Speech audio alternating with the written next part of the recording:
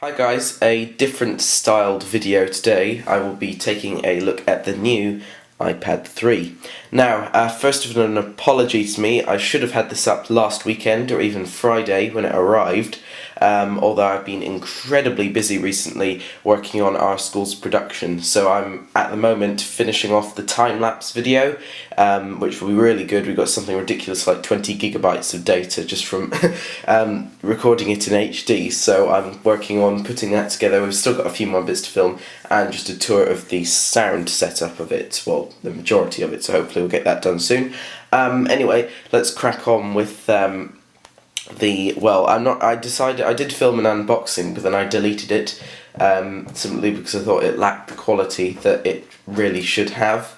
And to be honest, opening a box isn't really that interesting anyway, is it? I've actually got the box here if you're interested. Just kept it there until the Apple TV, but there is the new iPad box if you're interested. And just to read out what it includes, you have an iPad, an iPad dock connector to USB cable, and a 10-watt power adapter. So just a quick lowdown on the specs of this. It's got a, first of all, Retina Display, which is a huge improvement over the iPad 2's 1024 by 768 resolution. So this is 2048 by 1536, I think. I will check up on that and, well, correct it in the video if I need to. Another major upgrade to this is it's got a 5 megapixel camera on the back using the same optics as the iPhone 4S, and yes, I wouldn't have just mentioned the optics if it didn't mean much. The iPhone 4S has awesome optics. I mean, I'm still on my iPhone 4 here because simply my contract hasn't expired yet. The optics are absolutely insane on the 4S. You get a lot better colour saturation in the pictures, just generally better detailed, more lifelike, and some have even said the camera quality, the optics quality, not the megapixel quality, because the iPhone 4S has 8 megapixels. The camera quality is far better on the iPad 3 than it is on the iPad 2. Than it is on the iPhone 4S, sorry, getting confused here. And then, now the next feature, which really isn't applicable in the UK where I am at the moment, unfortunately yet, is the iPad 3 does have support. I'm calling it the iPad 3. Apple markets it as the new iPads, just if you think correcting me. No, that's just how I'm going to call it to distinguish it from the iPad 2. So yeah, anyway, the iPad 3 has LTE, or long-term evolution support, better known as 4G. Unfortunately, the UK does not have, as of current, any commercial out there for all of us to access 4G networks. There are a couple trials going on, although there is no, like O2 or 3, which I'm currently on, have not put up a 4G network yet. However, there is one benefit of the iPad's 3G technology, anyway. Well, some have branded this as 4G, T-Mobile in the US have, so if you hear 4G, in their terms, it's really just a souped up 3G or 3.75G connection. But anyway, it's a nice bump speed on here. The iPhone 4S introduced it in Apple's iOS line, and it is called HSPA Plus. Now previously, the iPhone 4 and the original iPad and the iPad 2, and I think all from the iPhone 3G onwards, could only access up to HSDPA, if I'm correct, which gave you a downlink connection of 7.5 megabits per second. Notice megabits, a lot of people get confused between megabits and megabytes. You'll probably get around at 7.2, just over a megabyte a second of data download, and downlink means download, by the way. Uplink, you got maybe around, well, on 3 anyway, I got close to around 3.5 megabits download, and 1.5 megabits upload. That's on my iPhone 4, that's still going around. Although what 3 have done recently, they were the first UK carrier to introduce it, I believe, is they've rolled out HSPA Plus on their network. However, it's still being branded as 3G, as it really should be. And that is definitely what you do notice a speed difference with, because I have got, I believe on here, let's find it, speedtest.net, I will show you. And no, this is not on my home connection. Here we go. So I was getting stuff like, not sure if you can see that there, but the highest I ever got was 10.44 down and 2.66 up. That's megabits per second. And recently I actually got 3.55 up as well. So you can see already it's not to the theoretical limit of HSPA plus, which is 21.8 megabits per second download, I believe.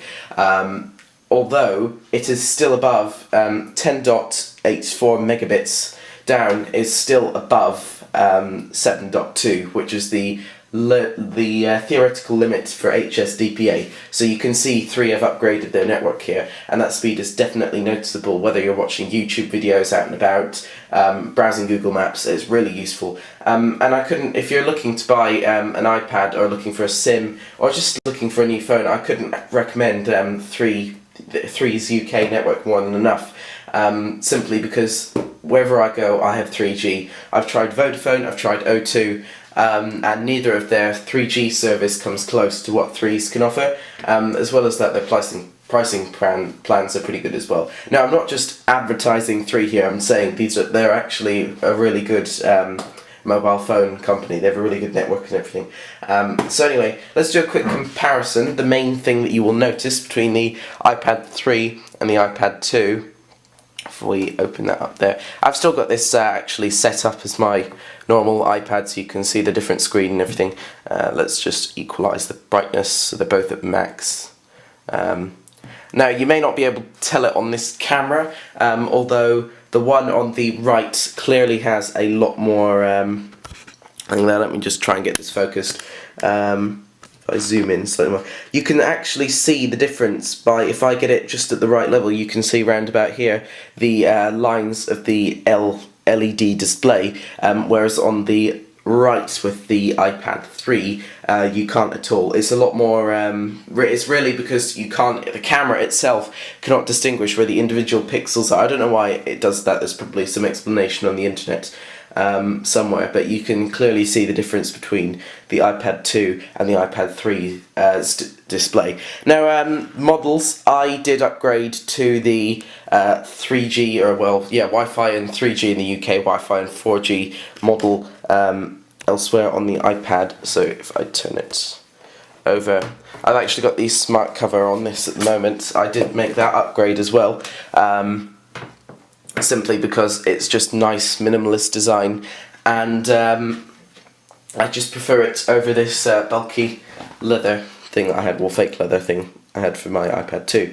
So anyway, you can see I opted for the 4G model for the iPad 3, and I only went for the iPad 2 Wi-Fi model. Now, if we look further in at capacities as such, sorry about the focusing, can I get that any closer? You'll be able to see there, that's 32 gigabytes, and this is only 16. Now, the reason for me downsizing in a way is simply because I've got iTunes Match now. I did have a ridiculously sized iTunes library, which basically took up all of the space on my iPhone and iPad previously, but ever since 5.0.1, I believe it was, when iTunes Match was rolled out to the UK, I immediately signed up for it, and now I can just download the tracks when I need. So my music is only taking up about a gig as opposed to something like 21. So basically I didn't need as much space as I needed previously, which is good. And I've got more space for my apps, photos and that, but simply I don't need to pay as much for an iPad 32 as I would need for a 16, and it's still usable for me in terms of space. But the average user, you'll find, is you won't actually need that much space on a device where you're connected to the internet the majority of the time. So essentially, I would personally recommend you go for a Wi-Fi and 4G iPad. I know some people have said, oh, I never actually use the 4G, but I find it incredibly useful when you're out and about, simply because in the UK, it might be different in the US, there is a severe limitation of the amount of free Wi-Fi hotspots offered, and if you're like me, you're not willing to pay money to just get on the internet for about 5 or 10 minutes, which is why I could not recommend more to get an iPad with 4G now as opposed to just a Wi-Fi only one. Of course, if you wanted to save money, you could just tether it to your iPhone, although I found that a bit of a hassle as well. Personal hotspot is good if you're in the car on long journeys. When you're out and about and you just want to pull your iPad out of your pocket and do some web browsing, it's a real pain just to have to take your iPhone out and do all of that. And for £100 more, it can be quite expensive given the actual component that adds this mobile data is only about £20, I believe I've heard. But anyway, the 3G network speeds now, or 3G in the UK, 4G elsewhere, network speeds are fairly fast out and about, and most importantly, you can get data really cheap on these devices now, so I couldn't recommend that more than enough.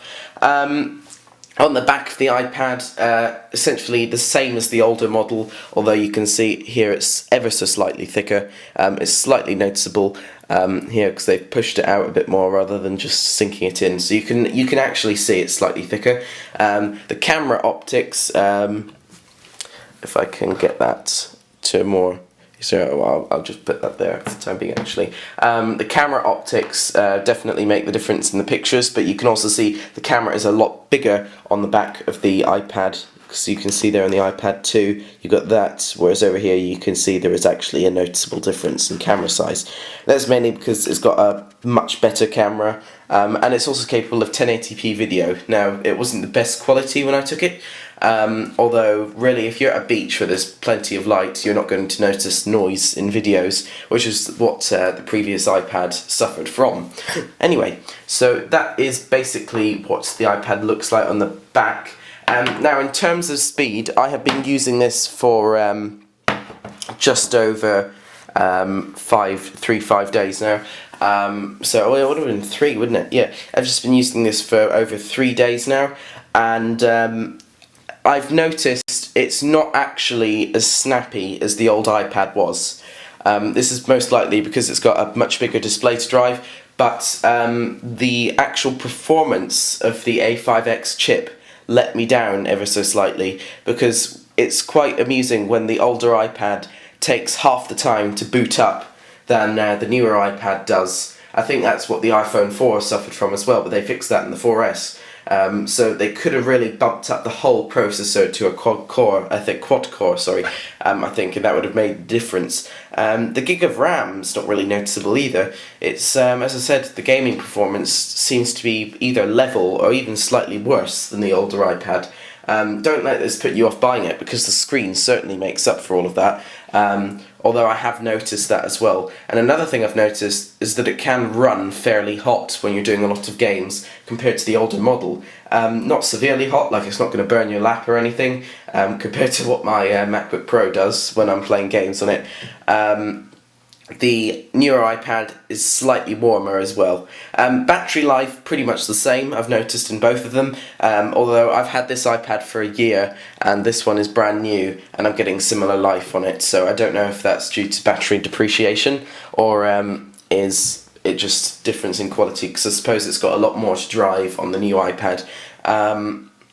It's a worthwhile upgrade, and I would recommend you actually take the plunge and upgrade to them if you've got an original iPad, for example. Although if you've just got an iPad 2, I would not say it would be the best option for you to take, I suppose. Maybe the next iPad cycle, although here I had this for a year, but I mean, if people had just got one for Christmas, and whether they'd think it'd be worth trading it in, etc.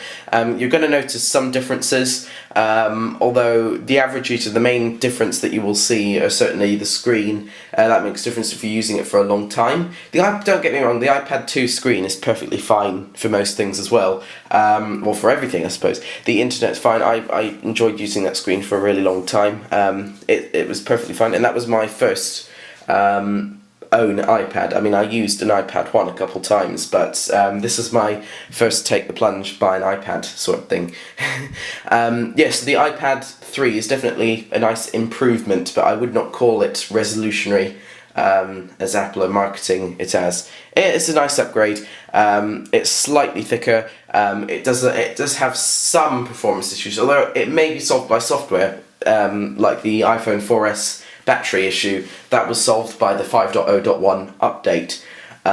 So I'd say it's good. I personally like it, and as I said, if you're thinking of getting a case for it, I'd say smart cover, smart cover, smart cover, just simply because it's nicer and it fits in a lot better on the iPad than the bulky old leather case that I had on the iPad 2.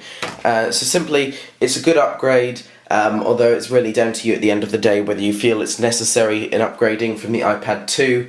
I personally like it a lot. The screen is magnificent, although the performance issues can pull it back slightly from the resolutionary title that Apple have given it. Now I hope you find that sort of helpful if it's influencing your decision on buying an iPad or which network to choose for iPad, or whether to get a 4G or a Wi-Fi only iPad. But anyway, thank you very much for watching. Please comment, rate and subscribe.